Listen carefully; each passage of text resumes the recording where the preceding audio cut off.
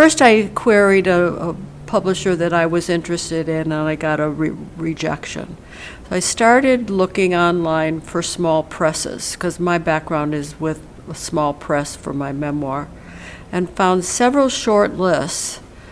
But then I found a very, very long and daunting list that was actually had tabs for each letter of the alphabet. So I decided to start with A. And I found a publisher called Aberdeen Bay, based in Alexandria, Virginia. And I sent them what they asked for, and this is kind of interesting. They wanted a synopsis, they wanted a short bio, they wanted the first 3 chapters, but they all wanted them all on a thumb drive, sent by snail mail with a check for $9 to cover the cost of looking for viruses on the thumb drive. So, and 2 weeks later they said, send us the whole manuscript and you can email it. So that's how we got started. And a couple weeks later from that, they sent me an invitation to talk on the telephone. But before I talked on the telephone with them, they wanted me to make out a marketing plan, make comments to what they think was a marketing and PR plan. And it was quite extensive, and because of my background with my memoir, I could answer these questions very fully, and I think really cinched getting them as my publisher.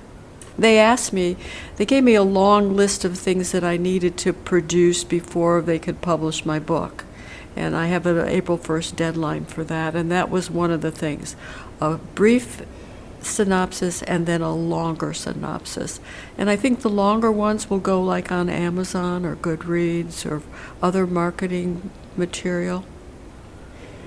And how do you decide what to include in a shorter one versus a longer one? My short one has like a very short opening paragraph about the book's genre and its number of words and how many times it's been reviewed, and pretty much that. And then the next couple paragraphs tell about the plot and the characters, and the final paragraph is the resolution.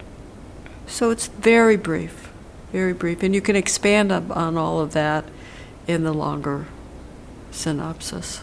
Well, I think the major thing is, and this goes back to my working on proposals in the aerospace industry for most of my day job, over 30 years, answer what the publisher wants you to send them to the T. You must not deviate. That's, I think, the major tip. It's so important. And also look for publishers that publish books like yours. I thought Aberdeen Bay, after I read their description, would probably like to publish my book. I was very optimistic about them immediately.